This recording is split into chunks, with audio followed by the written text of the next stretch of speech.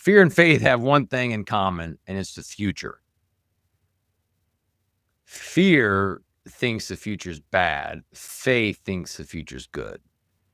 And for me, I think about that phrase a lot. Like, hey, if I'm having bad thoughts, there's a fear piece into it as opposed to a faith.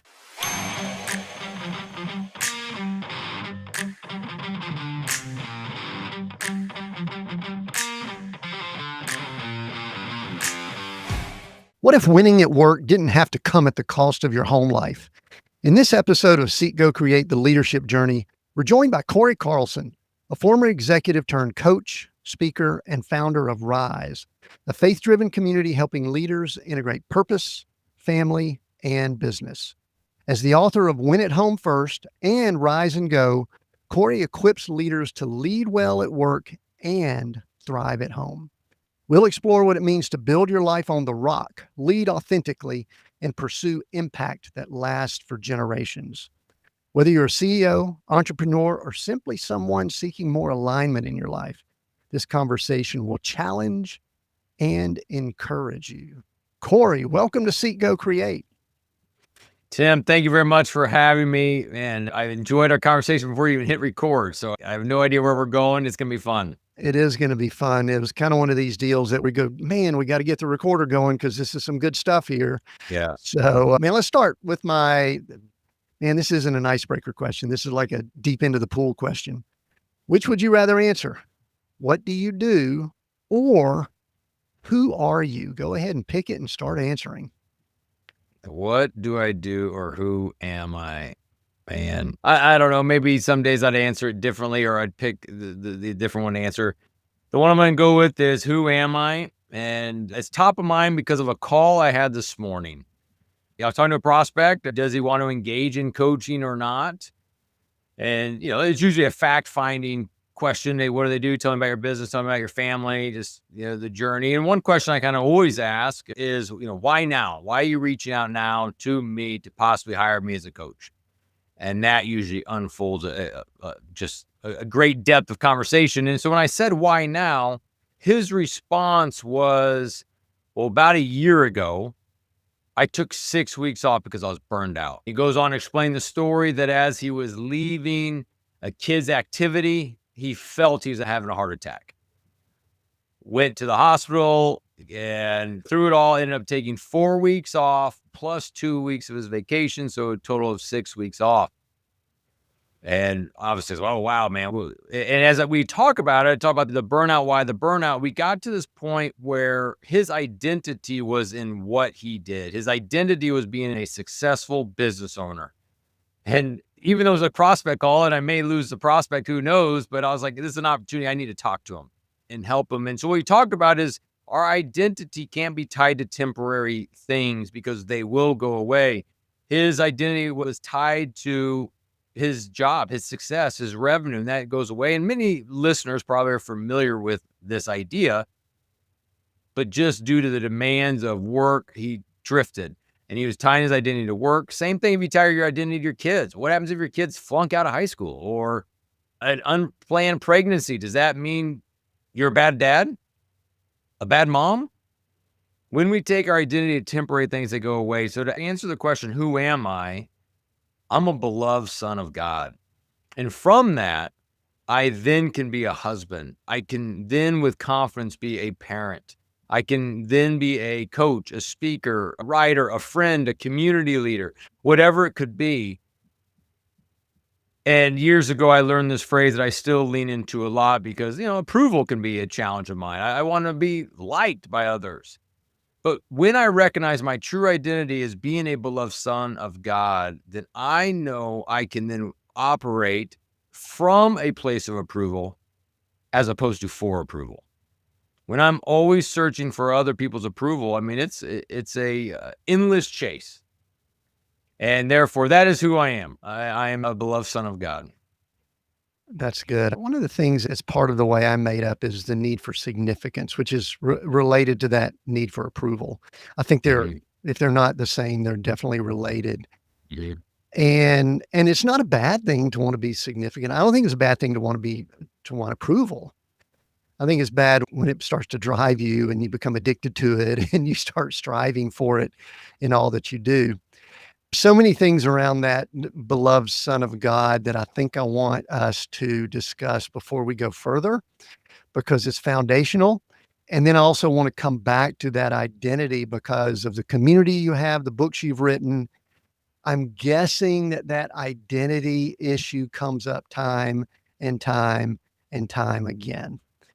But before we get to all that, I'm kind of teasing the audience a little bit and also trying to keep myself on track. I love when someone answers, I'm a beloved son of God. It sounds good, but I'm going to be a bit cynical here and say it also sounds like church language, something that some of us might say. So, first question is, when did you start recognizing and realizing that you were that? And then, secondly, give me a little bit more of what that looks like in your life. How does that translate into either actions or inaction or whatever? It totally does.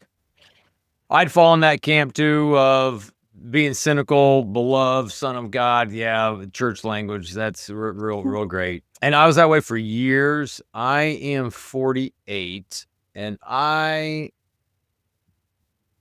say in my mid 30s is when I really started to embrace it more. And it's really been just more of a piling on of good information and experiences and mentors and coaches pointing me the right scripture and helping me learn. That's just gotten better and better since that.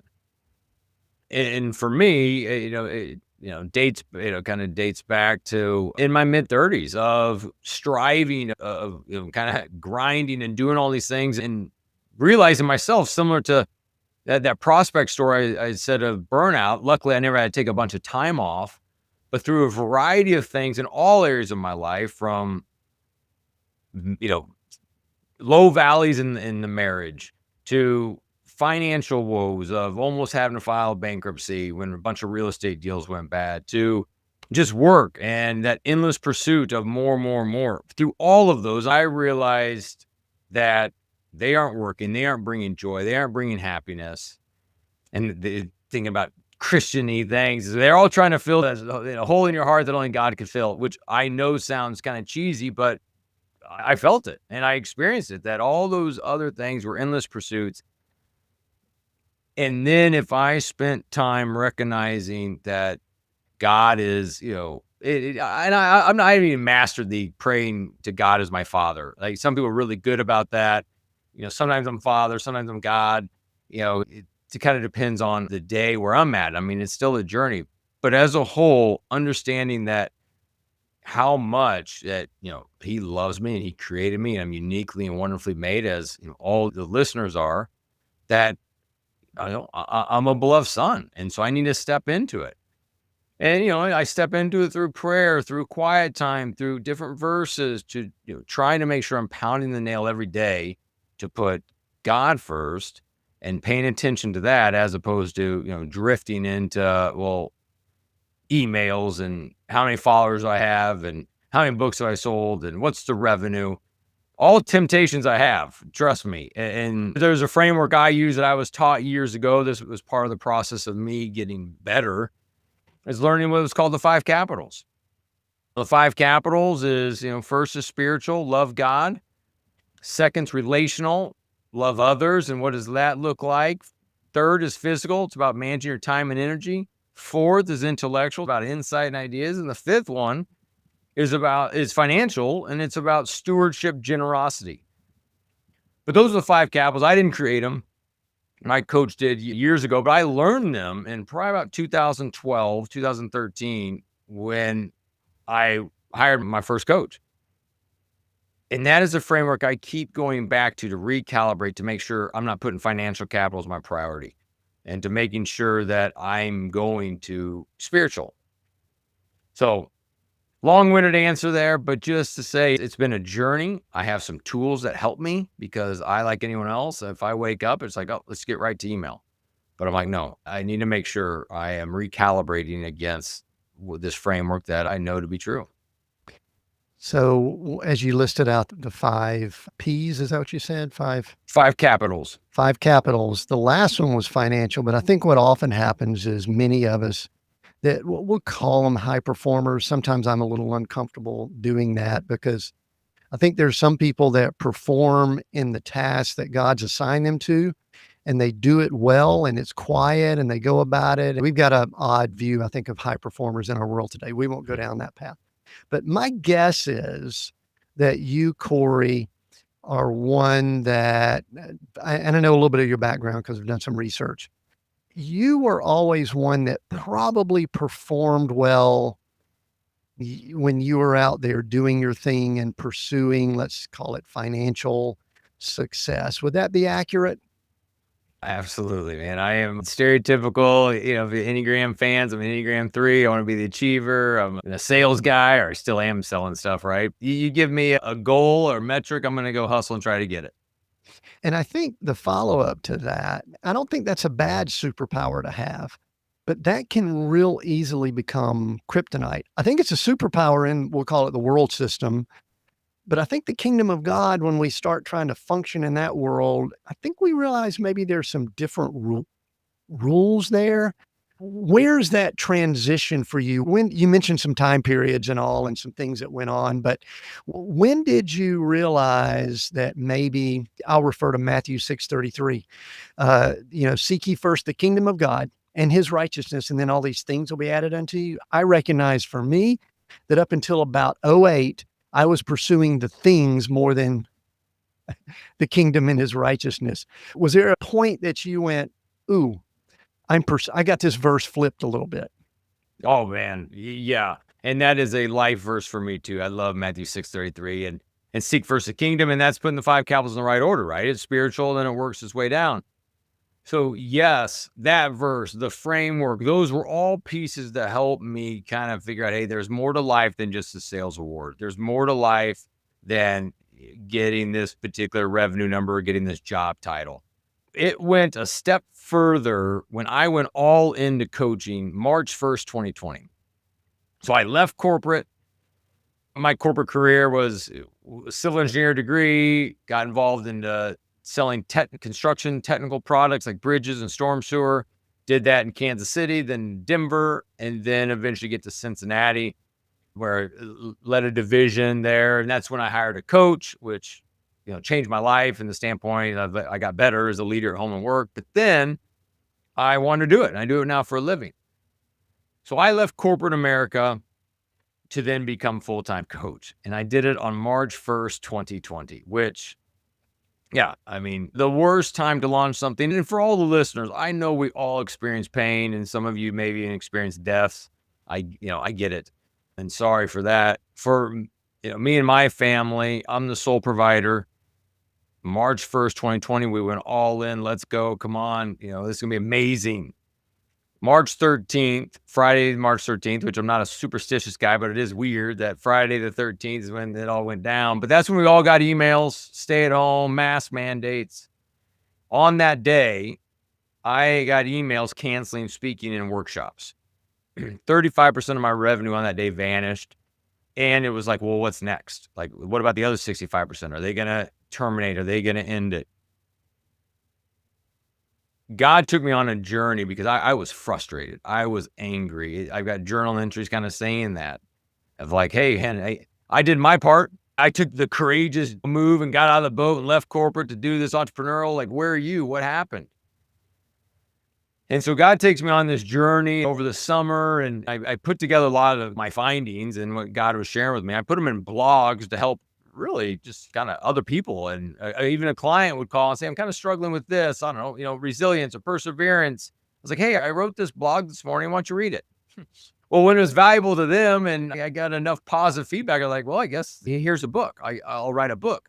So the book I wrote is called Rise and Go. The main idea of Rise and Go is all leaders get knocked down. It's just the great leaders get back up quicker. What could it look like in your life if the next time you're knocked down, you're able to get up quicker? That's the idea of the book.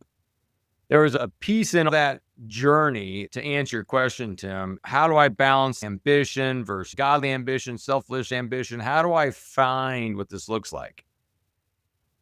Losing all that revenue March 1st, 2020, as I'm cruising through that summer of 2020 and on into 2021, my whole typical response to that was, I'm working harder. If I'm a solopreneur, then I got to spend all my time on LinkedIn. I got to find leads and more clients and more podcast interviews and, more. It was hard to shut it off. Like I got better at the corporate world of figuring out how to shut it off and realizing I didn't have all this control. But when it shifted into the solopreneur world, I didn't know how to shut it off because it was all dependent on me. If I wasn't doing anything, well, I'm not going to get any leads. God pointed me to Psalm 127, 1 and 2. Unless the Lord builds the house, he who gets up early labors in vain.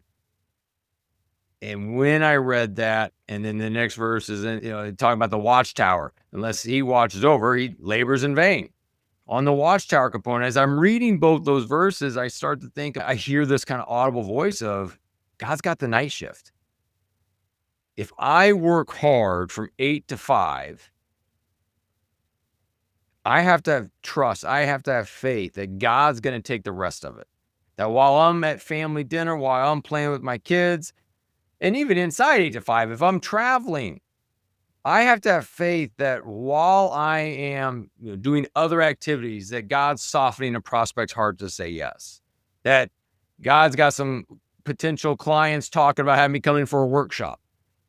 And same is true for you, Tim, and for the listeners. It's just like, hey, if we do our part, bust our tail off during the working hours, we have to have faith that God's got that night shift. And so an additional phrase that I was hearing is, I control the input and God controls the impact.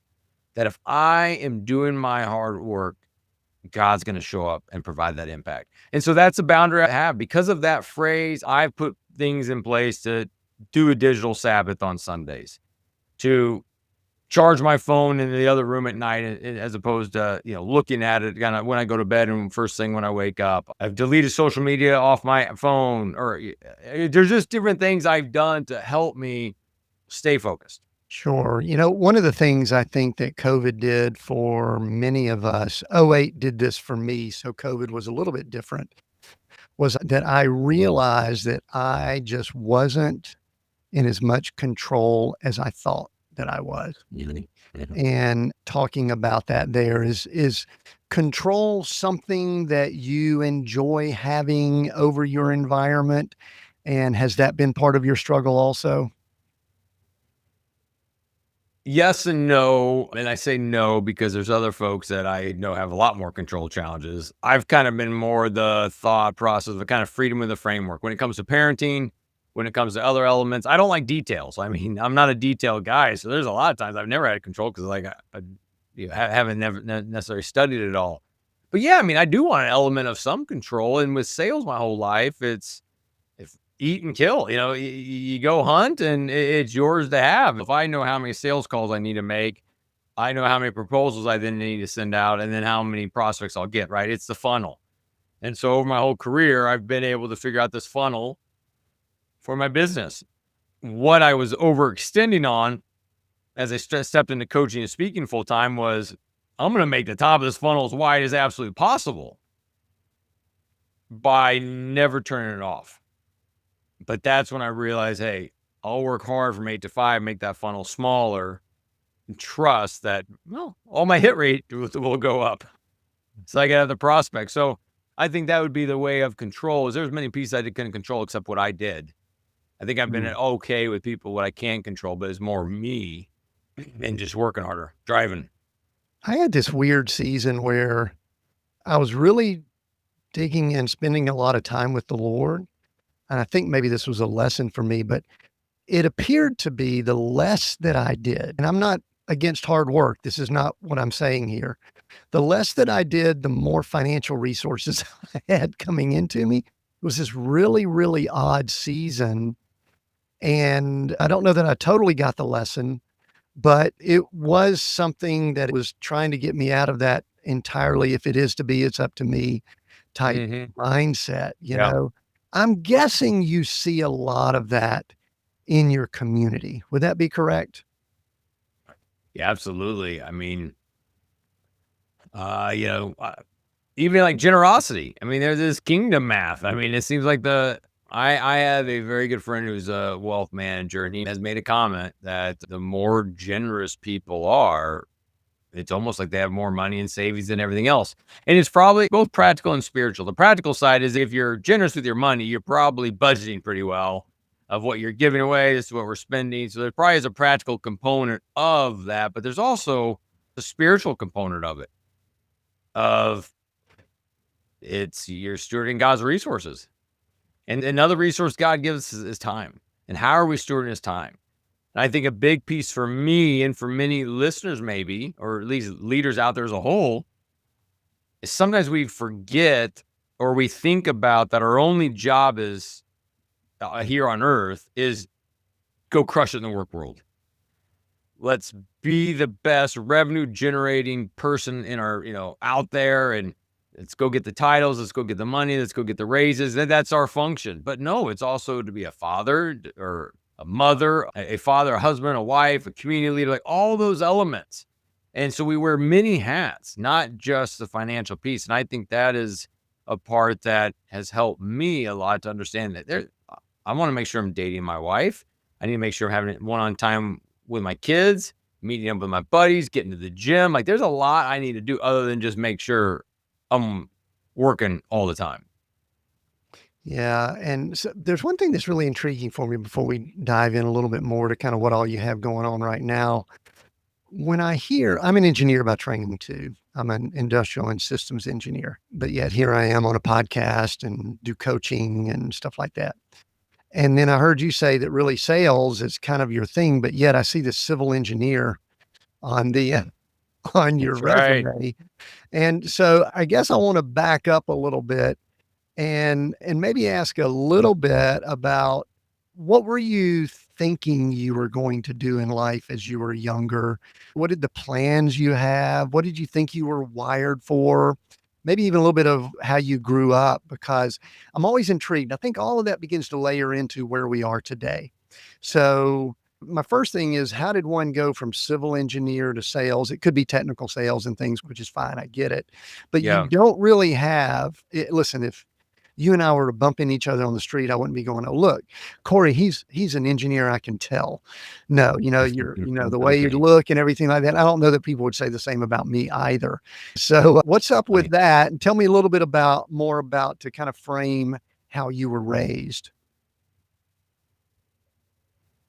Yeah, go career raise first, right? What's the right direction to go? I guess we'll just, from a career standpoint, I don't know if I ever knew what I want to be when I grew up. I mean, I don't know if I had anything burning. Two parts have come into mind right now as we're talking is kind of that in the high school years of trying to decide what to go do. I knew I loved development, like cities. I loved going to cities and seeing skyscrapers and seeing just activity. Like it's just always something I've liked, and I still do. And so that was an element. That was the positive element. I guess mixing one more in there positive is, I was good at math. And so that was circulating of, hey, be an engineer. I didn't know what to do, and be an engineer, they make good money. A negative vibe in all that was I remember, and I don't think this was for bad purposes. She probably was trying to protect me, but a counselor said, I don't think you're smart enough to be an engineer. I don't know if those were the exact words, but it's something along those lines that, maybe your scores aren't high enough to be an engineer. I do think it was probably I'm going to assume the best. I'm going to assume it's out of love. It was to, Cory, you may be going down a bad path. This is going to be a disaster and whatever. However, in college, I went civil engineering route, and I think there are some days I'm like, this is going to get me to the path of doing development, whatever that looks like. And I think there are other days it's like, I'm going to prove this lady wrong. I'm going to show her that I'm smart enough.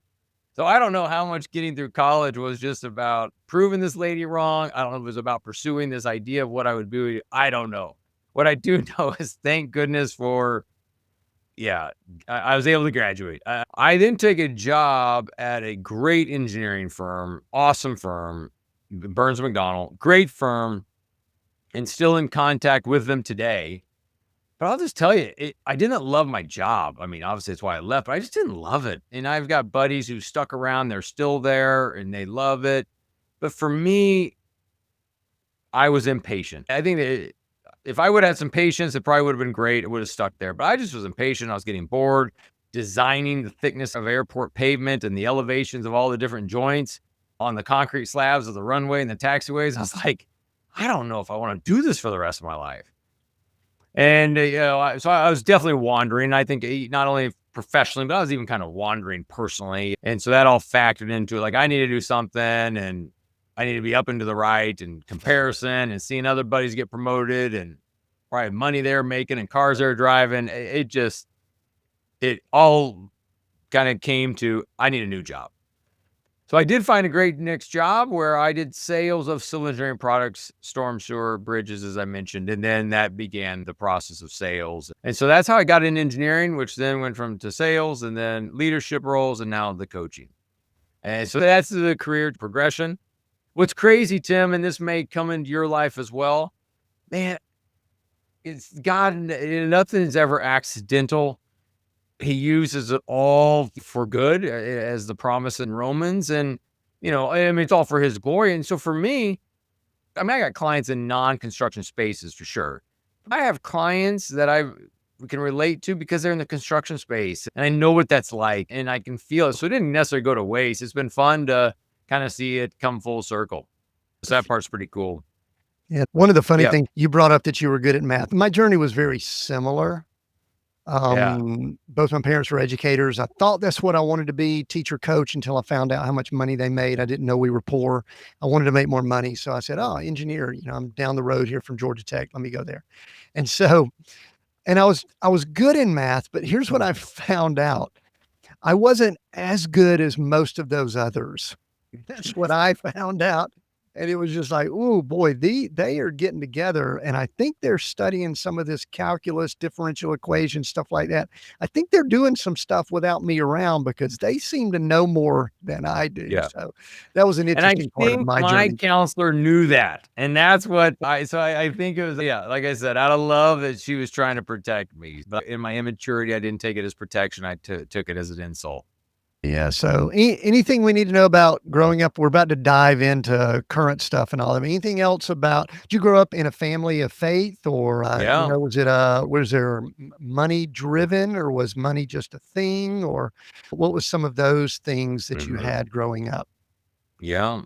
So I did grow up in a Christian home, awesome home, loving home, present father, which was amazing, and incredible mom. So all that was great. The big part that affected me, and we'll talk about, how it affects me now, is my mom passed away when I was 15 years old from cancer. She had a 7-year battle with cancer, passed away when I'm 15, which obviously was a big bummer for sure. In all that, I got to see, my dad take care and love on a wife that was dying over a 7-year period of time. And we had great moments, I don't mean as a decline the whole time, but obviously she ends up passing. But great childhood. So he was able to love and serve her. So I got to see what good marriage looks like. I don't know how he did it, but he parented us 3 with the help of my mom, but eventually she passes. And so he's single parenting us for a while. And so when my mom passed away, I was 15. My brother would have been 12 and sister 11. So, he had basically a bunch of people young and they're, before 10. And then he had me and my brother and sister 15, 12, 11. So you have this range of kids that he was taking care of a sick wife, still had a full-time job traveling, doing sales and loving and present for us. What's wild is I don't remember him missing a game. I know he did. I know he missed games and traveled, but I don't remember him missing them because there felt to be such a presence that he was always around. So that, even though we never talked about the phrase win a home first, and I just got to see it modeled, which is really, really cool. And fast forward to now, I go back to a lot of that I learned, fortunately in the home. So that's the very good stuff about my childhood. Yeah. So Yeah. now keep going. Yeah, the dark side of my childhood, or the element that I wrestled with for numerous years, is when my mom passed away, my dad became unemployed for parts of the time before and after, just typical sales. Hey, we don't need you anymore. We're downsizing or this or that. Well, in that, money had to be spent from college savings for chemo and whatever the case would be. The savings went down. So when it was time to go to college, it was all on me to get loans or get a part-time job. And there's nothing wrong with that. People do that. That happens. They're successful. For me, the devil got a hold of my mind to say, listen, you see this? If you're ever going to make it in life, it's all on you. Your family's college savings gone. You can't count on anybody else, God or anything. It's all on you from a provision standpoint. I believe that.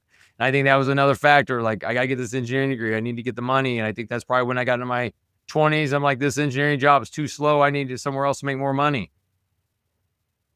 Fast forward, I think that's always been a reason for my drive. I mean, I'm also competitive, and so that there's a factor for my drive at work. But a factor of it for sure was the devil telling me I'm the provider and God's not. Cool story. Well, I was going to say there's an element that we don't like to admit, which there's fear there of not having, right? Yeah. Yeah. Fear of not having. And so fast forward, I'm writing my second book. I'm talking to my dad about all this. And he's like, man, I don't think you ever heard this. I was like, well, what? And he goes, man, you're talking about this time where money was tight. And it was. But our church stepped up and paid for a year of our mortgage. And I was like, what? I had no idea. So with not all the full data, I was believing this lie that the devil's getting in my ear that it's all on me. And now unfortunately, decades later, I find out that that's not true. And in fact, God showed up, paid for our mortgage for a year. That helped me break some remaining chains that I had holding me back, thinking I'm the provider. And now I've got this faith that, hey, God's my provider. And it kind of all plays in together. If I control the input, God controls the impact, all those pieces. And so that's the great side of my childhood, of understanding love and marriage and parenting, all those pieces. The bad side was that financial story that I'm breaking free. I'm still broken and not perfect, but it has been a step in the right direction for sure. So here's kind of a trick question. Do you think it really would have changed anything had you had that data at the time? Or is it something we just look back on now and say, well, maybe, but, and again, it's a trick question because it's, who knows? Yeah, I really just don't know. Yeah. It kind of all it comes down to it. I don't know what I would have done differently. Even not knowing that story, there is a part of me that I still got comparison. I still have envy. So if I knew that whole story all along, it's still like, well, I want the bigger house. I want the better car. I want the title. I want the things. So I'm sure the comparison monster was going to show up, maybe even a little bit more, to fuel that ambition, to fuel that approval of others. I also think I've come to terms with the time frame that I was raised in had an impact on me. I kind of came into age, the late 70s, early 80s, the greed is good decade. I feel that fed you mentioned you always wanted more. I had an addiction to more, whatever was going on, business, whatever, wasn't addicted to, some of the vices that people would say. I was addicted to the things that allow people to be successful in the world system. Then it brings my next question. You mentioned you're 48. We were talking age and decades before we clicked record. Maybe this is a good time to get into that. But I was just going to ask, how are you defining success right now? And then I'm sure you're a vision and kind of a strategic guy.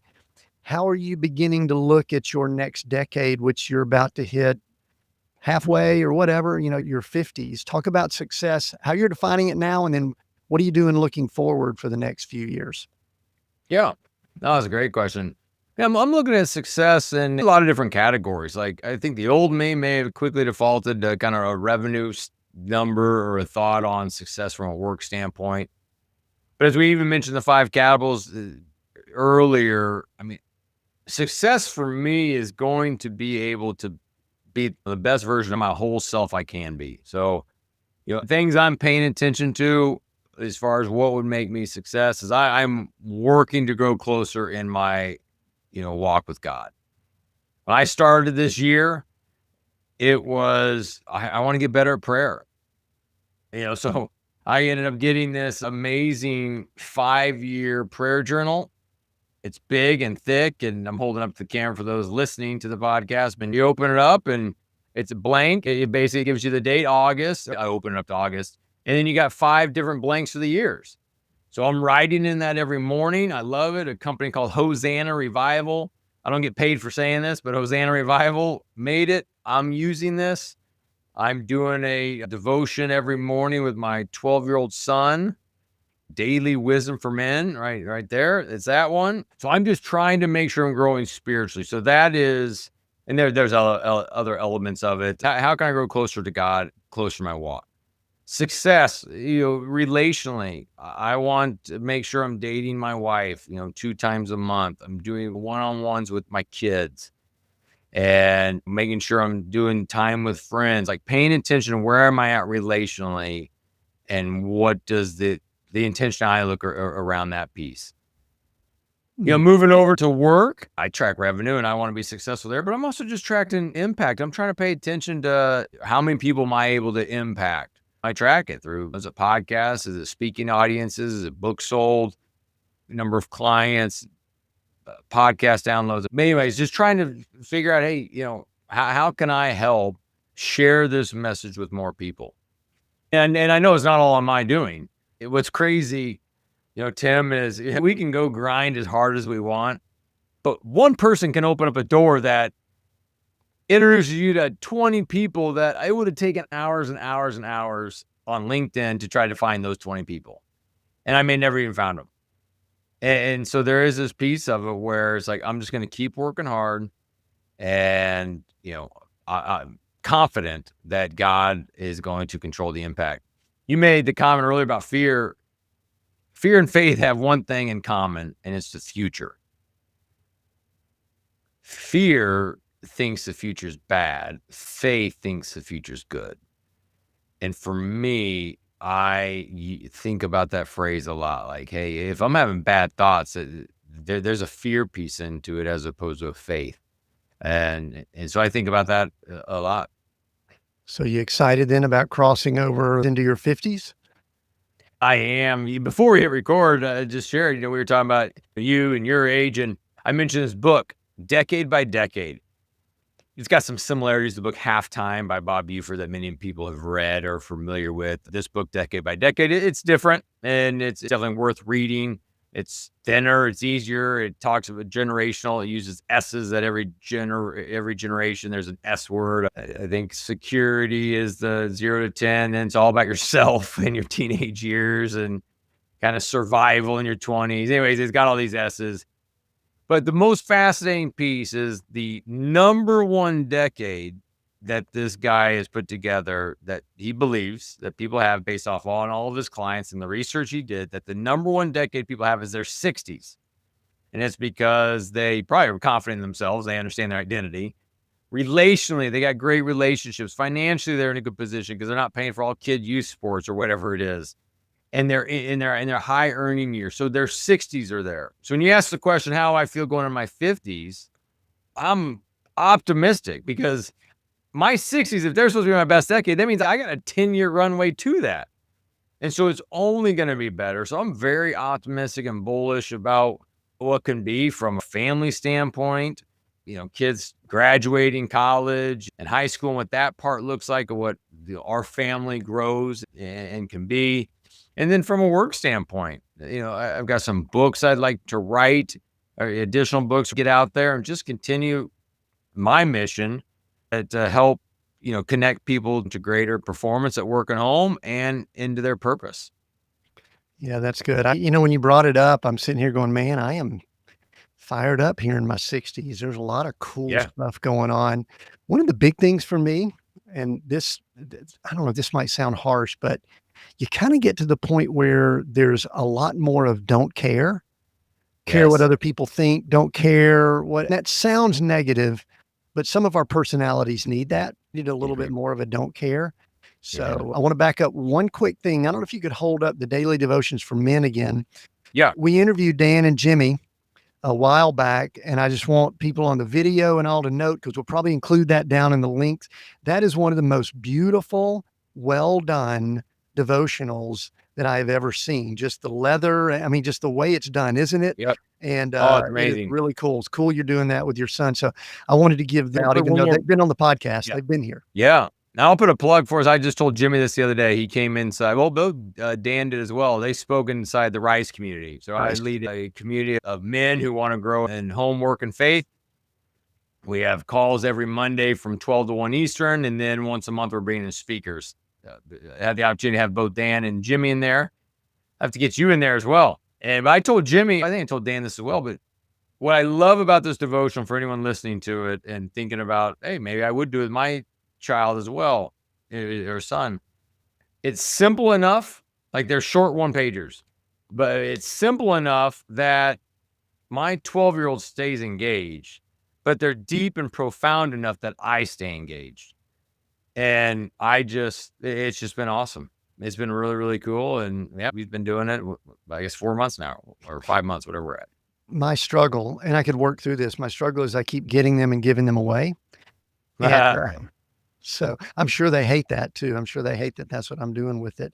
You brought up Rise. We've got a little bit of time here. I'd love to spend our time remaining to talk about your community and 2 books. I mean, we could spin off from that. Let's go to Rise first.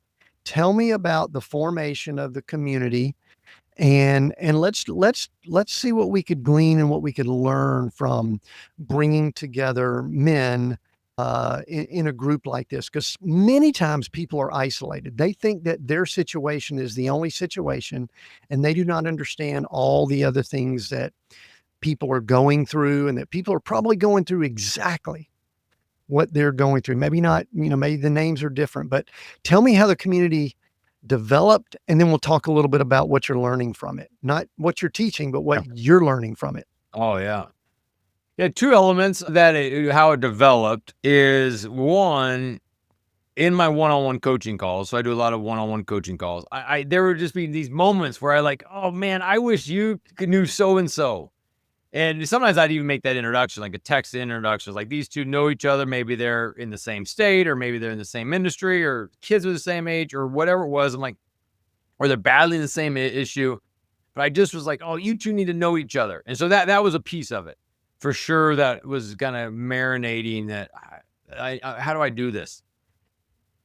And then in a quiet time, I just felt this big nudge to go build community, that I could impact more people. One, I could get those one-on-ones to talk to each other, but also not everyone can afford one-on-one coaching. It's a higher price point than what, Rise community is. And so I was just like, hey, let's go for it. Let me just say, it wasn't easy. I had this idea. I went for it. I battled a lot with we don't need another community out there. There's too many communities. Communities are popping up left and right. Like, it seems like podcasts used to pop up left and right. Now it's communities. And I want to know what the next thing is. I'm going to go start that now so we can be ahead of it. I don't know what it is. Maybe it's a bunch of avatars hanging out. But for me, it was enough nudges. I did hear the head trash, of too many communities, but I pushed through it. We launched it, and it's been awesome. As I mentioned, we do the weekly calls, and then there's just a group, and it's pretty cool. You asked the question, what have I learned from it? Well, we mentioned some names: Dan Britton, Jimmy Page, they've spoke. Kent Chevalier, the chaplain for Pittsburgh Steelers, he was powerful. Davin Solvano, who wrote 12 Thieves of Purpose. I'm leaving people off. That doesn't mean they weren't impactful. It's just at the moment, I won't rattle them all. But those are some highlights. So what am I learning? Dan talked about the power of having vision. Like, we need to have vision. And it was a reminder that I can get a little sloppy on that, or, pulling up for air. I can get so busy in just doing my work. And like I said, let's go on LinkedIn, or let's address these clients. Sometimes I forget to lift my head up and what is the vision? Where am I headed? So that was a good reminder. Ken Chevalier talked about doing it afraid. This idea that there's times we just need to do it afraid. And much more robust talk than just that phrase. But it was kind of a kick that I needed, that there were a few things that I needed to do afraid. One of it's a distant family member, to have a conversation with them. I'm going to do, I've started it. I'm doing it afraid. I don't know the result. So not all of it were, hey, go, start this or write this or launch this. They weren't all business related, but there's some things in my personal life I want to go do afraid just to get it going. I think those would be some of the elements I'm learning. I think one thing I would just say to anybody listening is get in a community of something. Obviously, I'd love to have you in Rise, but there's a ton of communities out there. I just watched the documentary Join or Die this past weekend. It's on Netflix. And it's based off this research this man did. Bill Putnam, I think is his name. And he wrote a book called Bowling Alone. The whole idea of this book, Bowling Alone, which led to the documentary Join or Die, is this idea that since the 1960s, community involvement has just decreased.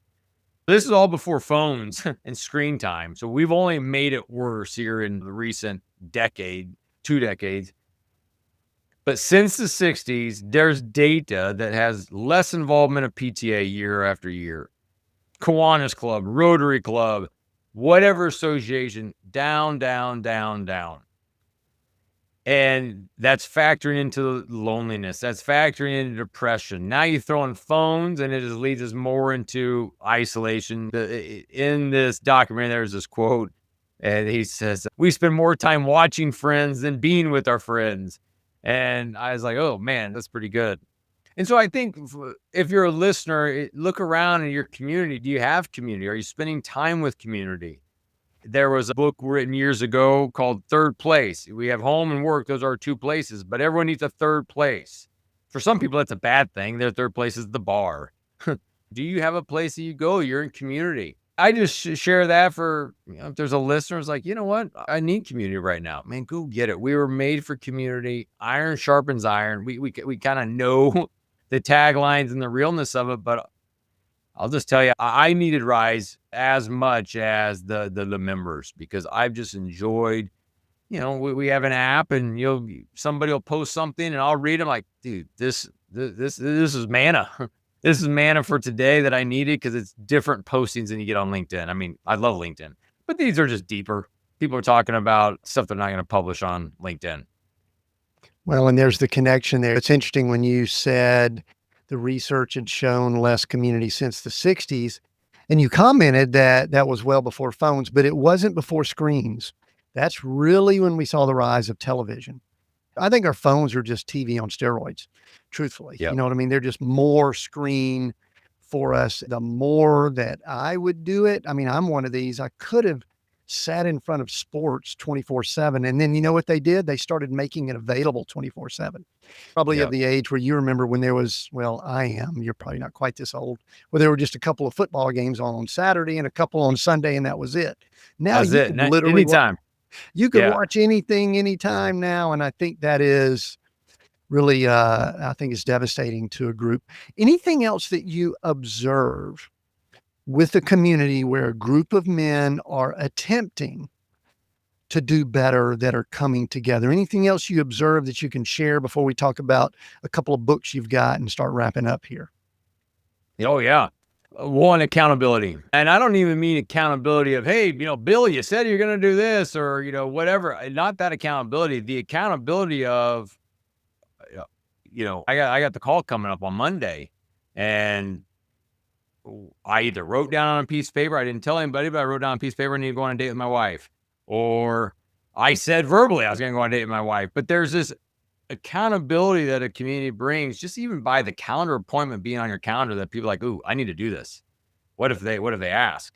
And so there's been some cool stories already of the accountability that they're getting just because of the group. Even if no one's calling them out to say, did you do it? It's in the calendar. There's this kind of desire to more. So accountability is one. Another are ideas. There's some crazy cool ideas that people do, and of just the intentionality they'll have on a date. Maybe what they're doing with one of their kids. It's like, oh, I like that idea. I want to do that with my kid. You have a variety of ideas of how to work out different or whatever it is. You just get ideas that you may not, get anywhere else. You get inspiration. You kind of see a guy in there. He's like for me, I've got 3 kids, but when I hear somebody talking about how they make time for this, and they got 6 kids and, they lead a $200 million division. It's like, well, if they got time for it, what's my silly excuse? And so I think between accountability, outside perspective, getting ideas, and then, plus just encouragement, man, it's pretty darn life-giving. I think maybe the enemy really wants us to be isolated and by ourselves. I think the kingdom and God really desires for us to be connected. And I like what you're doing there with Rise, because it sounds like you're allowing people to connect, which is good. Some point along the way, you wrote Win at Home First, an inspirational guide to work-life balance. I've got it on my Kindle. You Sweet. probably have a copy there, but this is what it looks like on the Kindle. Inspirational Guide to Work-Life Balance. And, a lot of people do not believe that work-life balance is possible. Say a couple of things about that. Then I want to talk about Rise and Go as we finish up here. Yeah. Work-life Well, balance. a couple of things on Is that it went home possible? first. Yeah. Well, let me just say, I was talking to the publishing consultant when I wrote it, and I was like, I had my title, Went Home First. That was a no-brainer. The subtitle was different. We'll talk about that. But the subtitle, Went Home First, it was a phrase I just kept saying. Yeah, I was with clients, and it's like, hey, if we're going to have success at work, man, we have to win home first. And maybe it was applicable because the person wasn't really dating their wife, or it was applicable because they weren't working out, or whatever the reason was. I just kept saying this one phrase. And so that was like, that's it.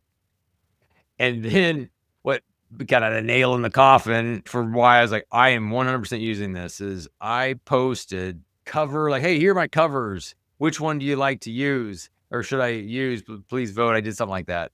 Somebody said, I don't like the title Win at Home First because that means someone loses. If you don't, I'm like, absolutely someone loses. That's the whole point. If we don't focus on it, someone's losing it. It'll be a broken marriage or a broken home. So yes. So anyways, I was like, I'm doing it. So Win Home First was the title. The subtitle, I just told the publishing consultant that it's like, I do not like the word work-life balance because I don't think it's balance. Can I do like work-life harmony? Can I do something different? And the funny part was the publishing consultant said, listen, if you were Jeff Bezos or somebody else, you could come up and make up a name or a phrase and it would stick. In a loving way, she's like, you're nobody. You got to stick with the SEO.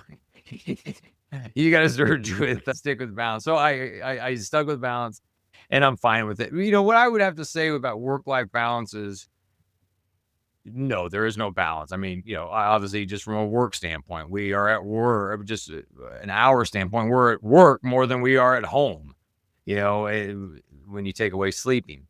And so that's just odd in itself. But how I view work-life balance or this idea of work and home is being intentional, making sure you recalibrate when seasons get off. My seasons can get off as well. I travel at different times for work. Maybe I've got a publishing deadline. Maybe I've got, some other deadline. So it's like work. But then when I'm done hitting that deadline or I'm done traveling, then I recalibrate, come back, and I'm making sure I'm intentional with at home. Get those one-on-one dates with my kids. Make sure I get with, my wife. Take some time off, whatever that is. And so that's the only thing about the balance piece is it's like this pendulum swing is, hey, are we, having, intentionality with both? Yeah. And then, so that book, which obviously I think has done extremely well, you followed it up with Rise and Go, how to get back up with courage and move forward with confidence. I actually really love the tagline on that one there. But give us a little bit That was about before that. ChatGPT too, man. That was an inspired thought that I had heard. Did they let you go more with what you wanted there, or was that more of the publishing consultant kind of? Yeah, that was, I was able to go with what I wanted. I'm sure they helped tweak it, but had no big objection to it like I did the other one. Right. But yeah, so I mean, Rise and Go is 20 chapters. First 10 are, the courage to get back up. And then the next 10 chapters of the comments go forward. It's written like a devotion, not short ones like we mentioned for Daily Wisdom for Men, They're longer, but it opens up with scripture. Then it has story, whether it's mine, it's clients, it's somebody else's, followed by reflective questions and application at the end. And so some people read it like a devotion. Their men's groups have used it and others have used it. Some people use it as a resource guide because each chapter doesn't necessarily build on each other. So you can look at the table of contents and say, I need something on hope. I need something on, you know, what rejection, whatever that may be, and then hop to it. And I know some guys do that and they'll send me notes, which is pretty sweet. That's good that it's topical because that helps people go Yeah. when they need it. So that's a good thing. I've got one more question, but before I do, where can people find you? Where can they get all your stuff? Either Rise or the books or whatever. Mention it and we'll include it down in the notes. Yeah. The books are available on Amazon, and Win Home First is on Audible. I have not done Rise and Go on Audible, but they are on Amazon. As far as social media, I'm very active on LinkedIn. That's how you and I met. I am on all the other social media platforms, but I'm not engaging like I do on LinkedIn. So connect with me on LinkedIn. That'd be fantastic. Websites, CoryMCarlson.com. And then I've got blogs and podcasts and information on coaching and speaking. But I'd just reach out if anyone wants to talk about any of this. This is how I like to help people. I And listened to whether a they few turn into a episodes. client or not, Yeah. doesn't matter. I listened to a few episodes over on Win at Home on your podcast, and I love the one where you interviewed your daughter who's in college. That was the one Oh, cool. it Thank tells you. you what I was drawn to too, doesn't it? I'm getting all my kids on this podcast, my podcast, because that's the most downloaded ones. The most downloaded ones are, for at least some for me, are not some of the biggest names. It's been my kids. I've only done one kid twice. A couple solo shows I did, just me talking. I think it's the heart. I think people are looking for story and heart, and I think that's what that does. And Final question. I'm calling this my exclamation question. I'd love you, Cory, to speak directly to a man that may be struggling with this topic we've been talking about and just encourage him, uplift him, or if you feel like you need to, give him a swift kick or whatever the Holy Spirit's leading you to do, just take a few seconds here and just give some encouragement to a man in whatever age bracket that, he needs someone to speak some good into his life right now. Let's do that. I'll finish this up and we'll be done. what a fun assignment, yet challenging assignment. Well, first of all, thank you for listening this long. If you made it this far, thank you very much. I appreciate it. And I pray that you found something valuable here. Hearing a podcast like this can be intimidating. I know for myself, when I hear it, even to this day, I mean, there's things I get intimidated by.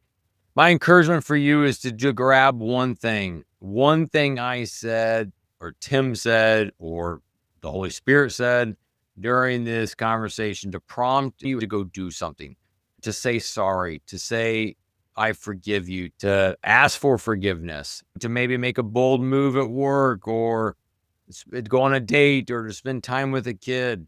But my encouragement is to take that one step, because nothing changes unless something changes. And so taking that one step can make a change.